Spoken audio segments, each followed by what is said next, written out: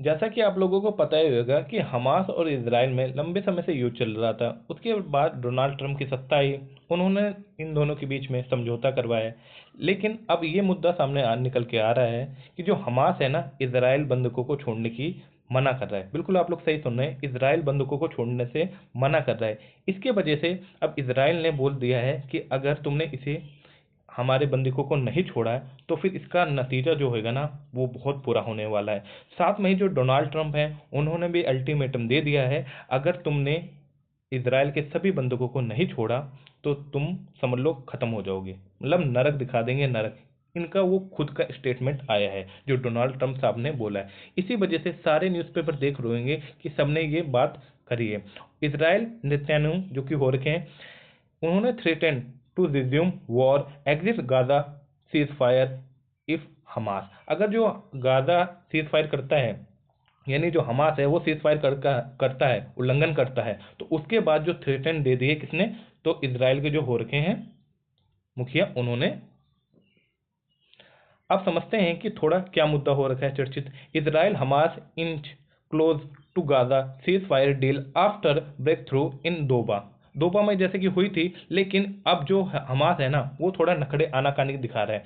तो इसी वजह से जो डोनाल्ड ट्रंप है, उन्होंने सीधा सीधा इन्हें वार्निंग दे दी है कि भैया अगर तूने इसराइल के ना जो सैनिकों को, बंधकों को नहीं छोड़ा, फिर देख लो मैं तुम्हें नरक दिखाने वाला हूँ। ये खुद डोनाल्ड ट्रंप का स्टेटमेंट सामने निकल के आया है।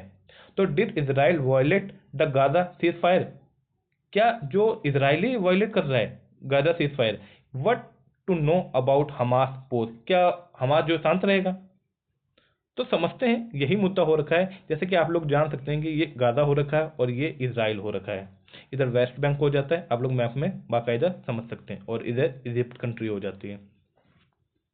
एक सेकंड, ये चल नहीं रहा तो पेन पेन ले लेता हूँ मैं। ये देखो इजिप्ट हो जाता है।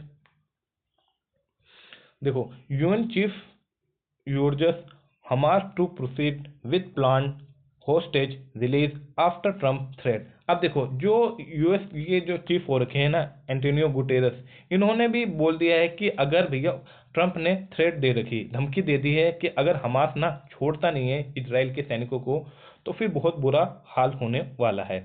तो UN secretary general Antonio Guterres has called on Hamas to proceed with the plan hostage release after US President Donald Trump warned that all hell would break loose if every Israel hostage is not released from Gaza within days। यानी जो मैंने यहाँ पे days लिखे रखे थे ना, कहाँ गए पीछे, हाँ यहाँ से 10 फरवरी से 15 फरवरी के बीच में अगर वो छोड़ता नहीं है हमास इजराइल के बंधकों को, तो डोनाल्ड ट्रंप ने चेतावनी दे दी है कि 15 फरवरी तक लास्ट डेट हो रखी है भैया।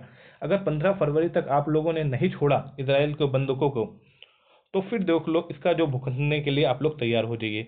This development came has a fragile torch between Israel and Hamas after 15 months of fighting was rocked when Hamas announced that it would postpone as a schedule hostage. देखो 15 महीने से इनका युद्ध चल रहा था, तो इसी वजह से डोनाल्ड ट्रंप आए थे उस समय, उन्होंने कहा था कि भैया आप लोग क्यों युद्ध कर रहे हो, तरक्की करते हो मिलके, ठीक है। तो फिर दोनों देश मान गए, लेकिन बाद में जो गाजा ने, हमास ने थोड़ा नखड़ा दिखाना स्टार्ट कर दिए, तो उसी की वजह से डोनाल्ड ट्रंप ने इन्हें अल्टीमेटम दे दिया कि भैया आपके पास 15 फरवरी तक का टाइम है, अगर आपने नहीं छोड़ा तो उसके बाद देख लो मैं आपको बुरी तरीके से नरक दिखा दूंगा। ये बात बोली जा रही है। यही वही लिख रखा है कि Hamas turns Israel reveal names of 34 hostage to be freed in a phase 1 of a deal. Netanyahu says, Netanyahu ने कहा कि भैया कि हमारी तो ये डील हुई थी कि आप लोग पहले चरण में हमारे जो 34 होस्टेज हो रखे हैं उन्हें छोड़ोगे, लेकिन आप तो अब नखड़े दिखा रहे हो, आप तो छोड़ नहीं रहे हो। इसी वजह से उन्होंने, इसराइल भी है ना बहुत ज्यादा गुस्से पे आ रखा है, और उसने कह दिया कि अगर नहीं छोड़ते हो तो इसका जो जो भी आगे की कार्रवाई होगी तो उसके जिम्मेवार खाली तुम होगे। दरअसल अमेरिका इन पे इतने मेहरबान क्यों हो रखा है, क्योंकि आप लोगों को पता होगा इन इजराइल जो हो रखा है ना, बहुत ज़्यादा पावरफुल कंट्री हो रखा है। ये लोग दबा के पैसा कमाते हैं यार, और इनके जो बंदे देखो, इनकी आबादी तो भले कम हो रखी है, लेकिन इतनी खतरनाक मिलिट्री हो रखी है ना, इनकी फोर्सेज हो रखी है कि उससे ना अच्छे अच्छे कंट्री डरते हैं। और जो हमारा रो हो रखा है ना, और इनकी जो रो हो रखी है, इसमें जमीन आसमान का अंतर आप लोगों को देखने को मिल जाएगा। ये भाई मैं बुराई नहीं कर रहा हूँ अपनी इंडिया की, लेकिन जो सच्चाई है तो सच्चाई है। उससे कोई नहीं नकार सकता है। तो ये देखिए, ट्रम्प साहब ने ये अनाउंस करा था, अपने ट्विटर हैंडल पे भी बोला था। तो ट्रम्प वॉन हमास, इन्होंने वॉन कर रखा है, लेकिन अब देखते हैं कि क्या करते हैं। इन दोनों की मीटिंग हुई थी जब ट्रम्प ने ये बात डिसीजन करा था। तो how Trump arrive has at is stunning idea to take over the Gaza strip. ये आइडिया मिला था इन्हें कि भैया इनको हटा देते हैं। ये वही बातें बताई जा रही हैं, सारी कटिंग जो मैंने लगा दी आप लोग समझ सकते हैं। UN chief warn against Gaza ethnic cleansing after Trump remark. अब ये जो यूएन के जो चीफ सेक्रेटरी हो रखे हैं, उन्होंने भी बोल रखा है कि भैया आप लोग ऐसा नहीं कर रहे हो तो फिर देख लो ट्रम्प क्या करने वाला है। वैसे भी ट्रम्प ना इस समय सठिया रखा है, वो एक से एक कड़े डिसीजन लेते जा रहा है।